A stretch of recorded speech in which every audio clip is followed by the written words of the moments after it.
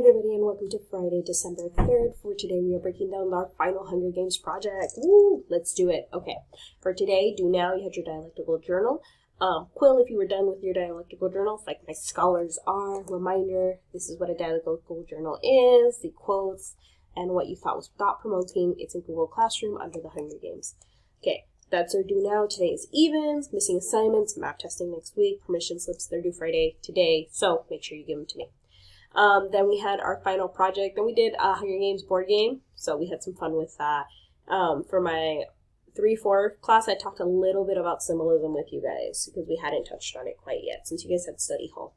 Okay, so let's talk about the Hunger Games final project. Okay, so for my honors class, it will look a little bit different from my standards class, but let's talk about it just briefly so that you know what it is.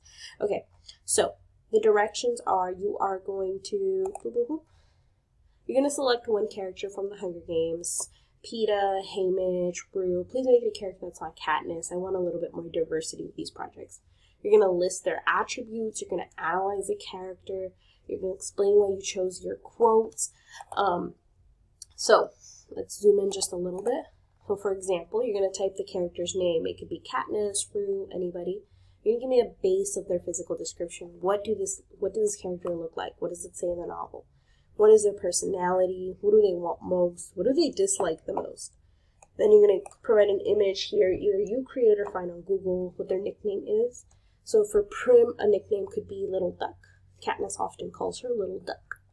Then you would select 2 adjectives or character traits. So Prim is kind, Prim is soft, she is strong for making it out of District 12 with Katniss technically. And then you're going to find quotes to kind of back it up.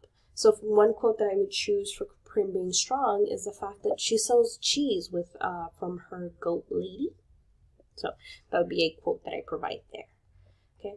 Then I want you to list major events that have happened to this character. So if we're sticking with Prim, major event that would happen with Prim is that, well, her name was called for the reaping.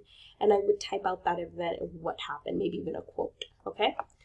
For my honors students, this is where it gets different from my period 3-4. Honors, you're going to select a symbol, and you're going to write just a brief paragraph to explain at least 2 different layers of meanings.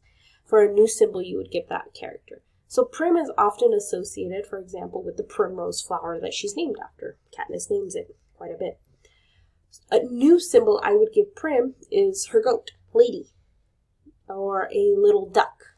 Something along those lines of a symbol that is mentioned, but not necessarily developed as much in the novel is what I really want you guys to do. So you can't do Mockingjays, don't do Katniss with a Mockingjay.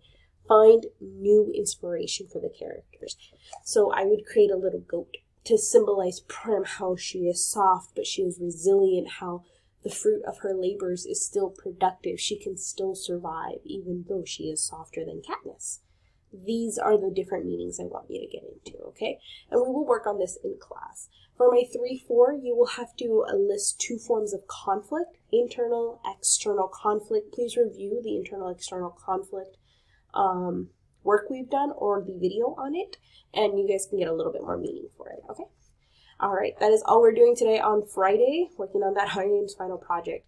As always, if you guys have any questions, please feel free to reach out to me before or after school, and I'll help you guys out. Other than that, I'll see you guys in class. Bye.